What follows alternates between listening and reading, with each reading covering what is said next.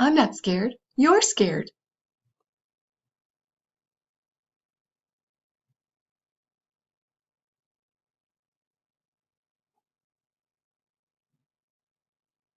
There once was a bear who was easily scared. Each night before going to bed, he would tie a bell to his door that would make a noise if anyone tried to sneak in, because even a bear who is easily scared is a very heavy sleeper. He was even afraid of his own reflection, and because he couldn't see himself, he never brushed well and always had food stuck in his teeth. When you're a scared bear with food in your teeth, you don't have many friends. Bear had one, Rabbit. Rabbit was never scared. She read scary stories. She slept with her door wide open, and she brushed her teeth while hanging from a tree branch by her ears. This gave her very strong ears. One day, Rabbit made an announcement. Bear, we are going on an adventure. Bear suggested that instead of going on an adventure, they could read a book about adventures. That way, if anything goes wrong, we can just close the book. Rabbit looked at her friend and asked, Bear, are you scared? And Bear replied, I'm not scared, you're scared. And with that, Bear walked past Rabbit and out the front door. Bear stopped to make sure they had everything they needed. Do I need a bike helmet? Bear asked. No, said Rabbit. Do I need oven mitts? No, said Rabbit. Do I need bear repellent spray? You're a bear, said Rabbit. After walking a while, they came to a small stream. It looks deep, said Bear. It's not deep, said Rabbit. It looks cold, said Bear. It's not cold, said Rabbit. It looks like it's filled with fish who have very sharp teeth, the kind of fish who would like nothing more than to nibble at the ankle of a delicious bear. Rabbit looked at her friend and asked again, Bear, are you scared? And Bear replied once again, I'm not scared, you're scared. And with that, Bear walked along the stream until it narrowed enough that he could step over it. There he found Rabbit, who had fallen asleep, waiting for him. After a bit longer, they came to the edge of the woods. It looks dark, said Bear. It's not dark, said Rabbit. It looks spooky, said Bear. It's not spooky, said Rabbit. It looks like it's full of trees that are going to fall down and bonk us on the head, said Bear. Rabbit looked at her friend and said, Bear, are you scared? And Bear replied, I'm not scared, you're scared. And with that, Bear, realizing he would do anything to avoid the dark and spooky woods, walked to the road, where he waited for the bus. The bus picked him up and drove him all the way around the forest.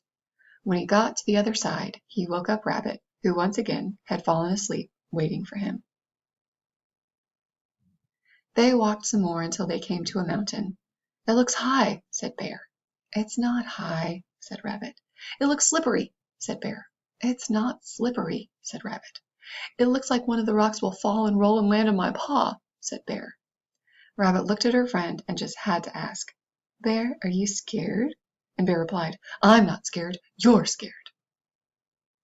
And with that, Bear, realizing he would do anything to avoid the high and slippery mountain, walked to the nearest train station.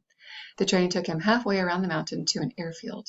At the airfield, Bear bought a ticket on a helicopter that flew him to the top of the mountain and dropped him off next to Rabbit, who, no surprise here, had fallen asleep. Rabbit, said Bear, waking her up, should we go home?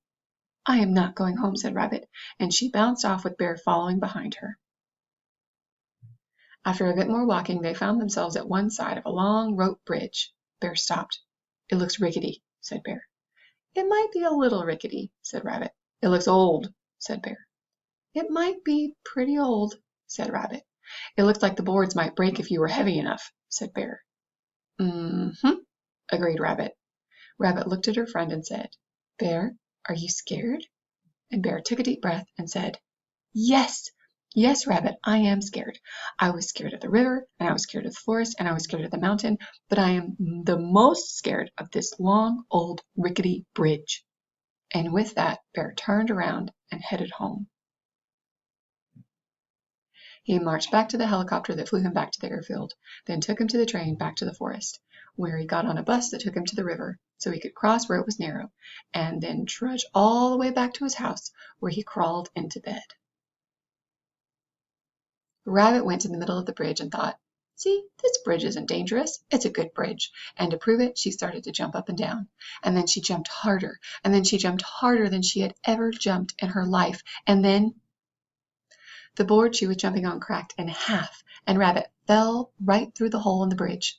Lucky for Rabbit, she had very strong ears. But she knew she wouldn't be able to hold on forever. And because of this, Rabbit, for the first time in her life, was scared. Now Bear and Rabbit hadn't noticed, but throughout their journey they had been followed by a small bird. Bird realized she had got to help, so she flew as fast as she could all the way to Bear's house. Bird flew in Bear's window and started chirping as loud as she could, but Bear didn't wake up, because even bears who are easily scared are very heavy sleepers. Bird was about to give up when she saw the bell on the doorknob. Bird put her head inside and shook it as hard as she could. Ding, ding, ding! Bear jumped out of bed to hear Bird yell, "Rabbit has fallen through the bridge and needs your help!" And in that moment, Bear felt something he had never felt before: courage. He was worried. He was so worried about his friend that instead of staying home where it was safe, he ran out the door faster than any bear had ever run before. When Bear reached the stream, he ran right through it. It only came up to his ankles. When he came to the forest, he ran right through it. It was only 3 trees. And when he came to the mountain, he didn't even think about taking a train and a helicopter. He just climbed right up it. It wasn't very high. Meanwhile, Rabbit was now hanging on with only one ear. She could feel it slipping. And just as she lost her grip, Bear grabbed her by the ear and lifted her to safety. "Bear, were you scared?" asked Rabbit. And Bear said with pride and honesty, "Rabbit, I was scared." "I was scared too," said Rabbit. And Bear smiled and said, "Sometimes it's okay to be scared." That night when Bear brushed his teeth, he didn't hide from his reflection. He looked right at it. And do you know what he saw? A very brave bear with no food in his teeth.